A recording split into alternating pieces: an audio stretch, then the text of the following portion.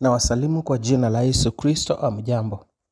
Nashukuru Bwana kwa ajili ya nafasi ambayo ametupatia tukaweza kuwa pamoja hewani, kuweza kushiriki neno la Bwana pamoja, kuweza kujenga imani ya kila mmoja wetu. Wacha tuamini na tuombe. Baba, kwa jina la Yesu Kristo tunakushukuru kwa ajili ya asubuhi ya leo ambayo Bwana umetupatia kuweza kuamka salama, tukiwa na furaha, amani, tukiwa na tumaini ndani yako. Nakushukuru Bwana kwa ajili ya kila mmoja anayesikiza sauti yangu. Naamini ya kwamba Bwana utakuwa pamoja nasi. Uwepo wako utadhihirika. Bwana ukaponyesha wale wagonjwa, ishara na maajabu zikaweza kutendeka. Walio na mizigo mizito wakapate kupumzika. Kwa jina la Yesu Kristo naomba neno ninalonena, maneno nitakayoyatumia yakawa yako na neema kwa kila mmoja atakayesikiza sauti yangu. Sababu si sauti yangu, ni sauti yako. Bwana, mimi ni chombo, kanitumia kupaza sauti kwa watu wako. Akasababisha mabadiliko kwa utukufu wa jina lako. Kwa jina la Yesu Kristo naomba na kuamini. Amen. Basi unayetusikiliza kutoka kwa 001 FM, asubuhi ya leo nimesikia kuhimizika tukaweze kuangalia neno la Mungu ambao tulalipata katika Marko sura ya 2. Tutasoma mstari wa 1 hadi wa 5, kisha kwa sababu ya wakati turuke hadi wa 10 hadi wa 12. Marko sura ya 2 mstari wa 1 hadi wa 5, kisha turuke mstari mingine hapo katikati tuende mstari wa 10 hadi wa 12, na nitasoma. Akaingia Kapernaumi tena baada ya siku kadha wa kadha. Akasikiwa ya kwamba yumo nyumbani. Wakakusanyika watu wengi, isibaki nafasi hata mlangoni. Akawa akisema nao neno lake. Wakaja watu wakimletea mtu mwenye kupooza, anachukuliwa na watu 4. Na walipokuwa hawawezi kumkaribia kwa sababu ya mkutano, walitoboa dari pale alipokuwapo, na wakiisha kuvunja wakaliteremsha gondoro alilolilalia yule mwenye kupooza. Naye Yesu alipoona imani yao, akamwambia yule mwenye kupooza, mwanangu, umesamehewa dhambi zako. Mstari wa 10. Mstari wa 10 nasema, lakini mpate kujua ya kwamba Mwana wa Adamu anayo amri duniani ya kusamehe dhambi. Hapo amwambia yule mwenye kupooza na kuambia, ondoka, ujitwike godoro lako uende nyumbani mwako. Mara akaondoka, akajitwika godoro lake, akatoka mbele yao wote. Hata wakastaajabu wote, wakamtukuza Mungu wakisema, namna hii hatujapata kuiona kamwe. Sasa kama umesikiza vizuri hapo, Yesu anapomalizia alisema imani yako, na kuambia ondoka ujitwike gondoro lako. Yesu alipoona imani ya hawa watu 4, elewa Yesu ako ndani ya chumba na hiki chumba kimejaa watu hadi pomoni. Hakuna mtu anayeweza kuingia. Hawa ni watu 4 wanabeba mtu mwenye kupooza na wanambeba kwa gondoro lake, watu 4. Jambo la kwanza, mtu mmoja hawezi kuingia kwa mlango. Na hawa ni watu 4 wanabeba mtu aliye mgonjwa na ni ugonjwa wa kupooza. Hawezi simama, hawezi kuingia peke yake. Na hawa watu 4 Biblia inasema walipoona ya kwamba hawawezi kwa sababu ya wingi wa watu kujazana, umati wa watu, wakaamua wanataka kuhakikisha kwamba yule mgonjwa amfikie Yesu. Na walipoona haiwezekani Biblia inasema wakavunja dari, wakabomoa, wakatoboa mpaa, wakamteremsha huyu mtu hadi mahali Yesu alipokuwa. Na Biblia inasema ya kwamba Yesu alipoona imani yao, akamwambia yule mwenye kupooza, mwanangu, umesamehewa dhambi zako. Kumbe imani huonekana. Yakobo anasema imani bila matendo imekufa.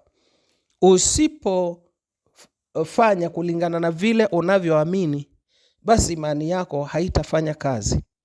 Imani basi ni nini?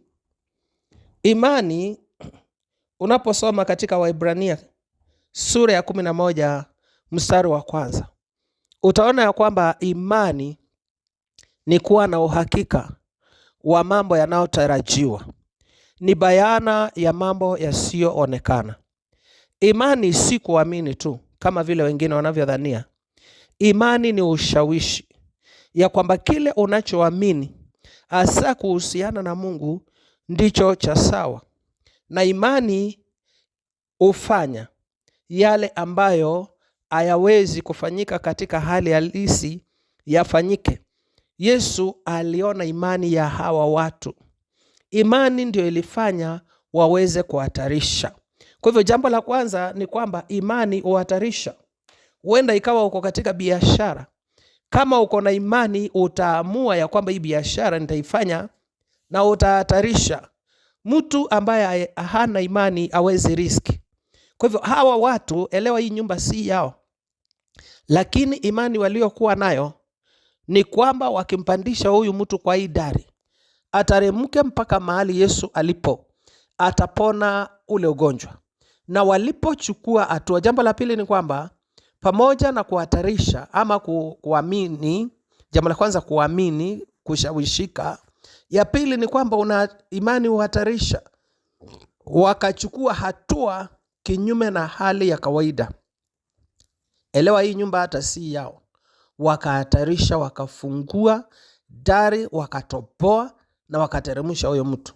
Alipofika mahali Yesu alipokuwa, huyu mtu, Yesu akamwambia umesamehewa dhambi yako.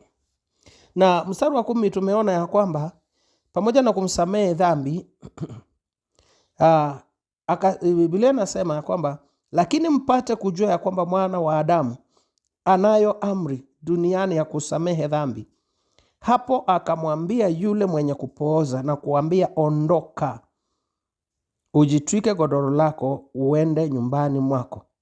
Mara akaondoka, akajitwika godoro lake, akatoka mbele yao wote. Watu wakamtukuza Mungu. Na Biblia inasema ya kwamba hawaja hii kuona kama hii. Imani haitegemei experience. Nimekwambia imani ni ushawishi. Ushawishi, sio kuamini tu. Hawa watu 4 walishawishika ya kwamba watakapompandisha huyu mtu wamuingize mpaka mahali Yesu alipo, atapona. Na kweli alipona kwa sababu waliamini, walishawishika. Imani uchukua hatua. Imani uchukua hatua. Kama kunalo jambo ambalo unaamini kwa Mungu kwayo, baada ya kuomba ama baada ya kufikiria, chukua hatua. Chukua hatua. Imani upokea. Hawa watu walishawishika na walifanya huyu mtu aweze kupokea muujiza wake. Hivyo basi imani upata. Kile unachotaka utakipata kwa imani. Naelewa hii, ukiangalia huyu mtu alipoinuka akachukua gondoro lake, Biblia inasema ya kwamba alitoka mbele yao wote. Kumaanisha ukiwa na imani, imani hufungua nafasi. Mahali wengine hawawezi pata nafasi, imani itakufungulia nafasi. Imani hufungua nafasi. Imani haisitisiti. Hawa watu hawakusitasita. Ukisoma Waebrania 10 mstari wa 38, neno la Bwana linasema, mwenye haki wangu ataishi kwa imani, bali akisitasita, roho yangu haina haja naye. Mara nyingi wengi wetu hupenda kusema shindwe, shindwe, shindwe. Wengi wetu mara nyingi hupenda kukemea pepo, na wala si pepo, ni kutoamini. Ukiamini, hata kama jambo ni gumu namna gani, Bwana atakupatia na hata ushindi. Imani huona mahali wengine hawaoni. Unaona vile huyu mtu amepona kwa sababu hawa watu waliona njia mahali ambapo hakuna njia, wakaamua hapo pagumu. Elewa, imani haioni ugumu, na ndio kusudi Biblia inasema ya kwamba hakuna jambo lisilowezekana kwa anayeamini, na kwa Mungu hakuna lisilowezekana. Kwa hivyo ukiwa unaamini, hakuna jambo litakalo kuwa gumu kwako. Huyu mtu alipona kwa sababu ya imani ya wale watu 4 waliochukua hatua baada ya kuamini. Siku ya leo huenda ikawa kuna mambo ambayo umeona yako magumu, mambo sugu ambayo umeshindwa nayo. Iwe ni ugonjwa, hata kama daktari amesema namna gani. Nimeona tukiombea watu wakiwa na magonjwa magumu sana. Pesa ikawa hata wakienda hospitali, pesa zile walizokuwa nazo zinaisha. Lakini Mungu anawaponyesha kimeujiza kupitia kwa maombi. Kwa hivyo asubuhi ya leo, mesikia nitia mtu ambaye amevunjika moyo. Bado mwaka ni mchanga, bado tuko Januari. Wengi wanashindwa watoto watasoma namna gani. Kunaye Mungu anayeweza. Huyu Mungu aliyemponyesha huyu mtu aliyekuwa amepooza, anaweza kubadilisha hali yako. Elewa, imani si kwa mambo ya kuhusiana na ugonjwa peke yake. Imani inafanya kazi katika eneo zote. Kama unaweza kuamini Mungu kwa fedha, pia unaweza kuamini Mungu kwa uponyaji. Kama unaweza kuamini Mungu kwa uponyaji, unaweza kuamini Mungu kwa ajili ya ndoa yako. Kama unaweza kuamini Mungu kwa ajili ya ndoa yako, unaweza kuamini Mungu hata kwa huduma yako. Huenda ikawa kuna mambo ambayo umetarajia. Mwenye haki ataishi kwa imani, bali akisitasita, Mungu mwenyewe anasema roho yangu haina haja naye. Hawa watu hawako sitasita, walichukua hatua, wakapanda juu ya dari, wakaibomoa. Na baada ya kubomoa, Yesu akaona imani yako. Naamini ya kwamba siku ya leo kunaye mtu akona changamoto. Chukua hatua kuhusiana na kile unachotaka. Huenda ikawa uko hapo unahitaji kazi. Kazi haitakuja kwako nyumbani. Tumeomba na tutaomba, lakini chukua hatua, uende utafute kazi na utapata ile kazi ambayo unaitaka, na Bwana atatukuzwa katika hiyo, kwa sababu ni mapenzi yake tukaweze kufanikiwa na kuwa na afya nzuri. Wacha neema ya Mungu ikadhihirike mwaka huu kwa kumtukuza Mungu kwa jina la Yesu Kristo. Msikizaji wangu unayenisikiza asubuhi ya leo, mekuja asubuhi na habari njema ya kukutia moyo, ya kukufariji, ya kukujenga, ili uelewe ya kwamba ukiwa na imani hakuna jambo lolote litakalo kuwa gumu kwako. Wacha tuombe. Baba, kwa jina la Yesu Kristo nakushukuru kwa ajili ya wale ambao ni wagonjwa. Naomba uponyaji wako sasa kwa jina la Yesu Kristo. Naomba Bwana ukawatembelee kwa uponyaji pale hospitalini. Wengine wako manyumbani, naomba uponyaji. Kunaye huyo baba, huyo mama ambao yuko na stress kwa ajili ya watoto wake. Naomba Bwana waachilie neema ya kusomesha watoto, neema ya kulipa karo katika jina la Yesu Kristo. Kunaye huyo mtumishi ambaye anashindwa huduma ataiendesha namna gani.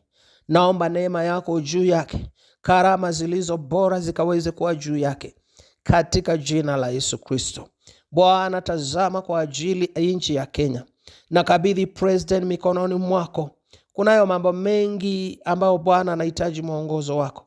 Kama vile Bwana unasema ya kwamba unaelekeza mioyo ya watawala. Bwana, kama mkondo wa maji, elekeza moyo wa president wetu sasa katika jina la Yesu Kristo. Na wale viongozi wote walio katika mamlaka, katika serikali kuu na katika serikali za kaunti, katika jina la Yesu Kristo. Na kataa ufisadi, Nakataa kuvurugana katika nchi hii. Naomba amani yako ikatawale katika nchi hii. Nakemea roho za ajali katika jina la Yesu Kristo. Nakataa na kukemea maroho zinazosukuma watu kuweza kujitoa uhai katika jina la Yesu Kristo. Nakataa na kukemea maroho za kujinyonga katika jina la Yesu Kristo.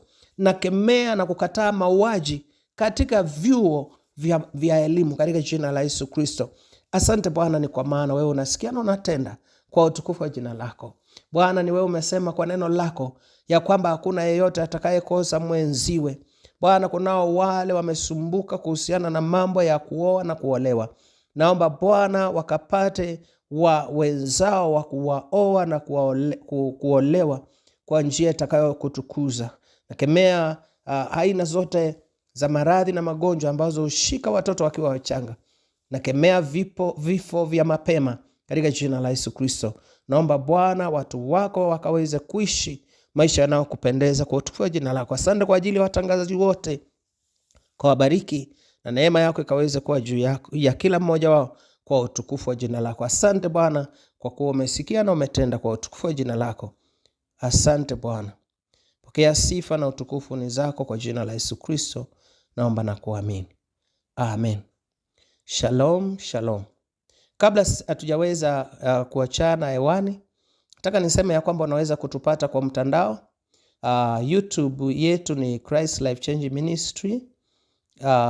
Facebook page yetu ni Christ Life Change Ministry.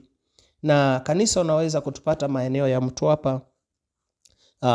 Mtwapa church yetu Christ Life Change Ministry. Tuko pale hatua ama mita 150 kutoka shule ya Golden Key.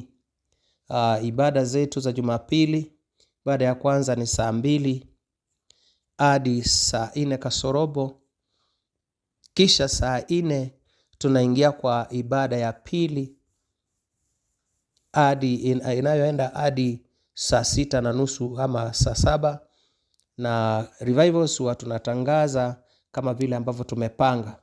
Katikati ya week, midweek service, unaweza kutupata Wednesday kuanzia saa 11. Kuna ibada zingine, home fellowships, waimbaji wako na kazi zingine ambazo zinafanyika pale kanisani. Kwa jambo lolote ambalo unahitaji msaada, unaweza kutu inbox na Bwana atakubariki. Shalom, shalom. Uwe na wiki njema na Bwana akaweze na hata kujidhihirisha. Tuweze kuamini ya kwamba Bwana anaweza. Na ukiamini hakuna chochote kitakacho kuwa kigumu kwako. Kama vile hawa watu 4 walivyomleta huyu mwenye ukoma, naamini asubuhi ya leo hali yako waweza kuileta kwa Yesu na atakupatia suluhisho kwa utukufu wa jina lake. Amen.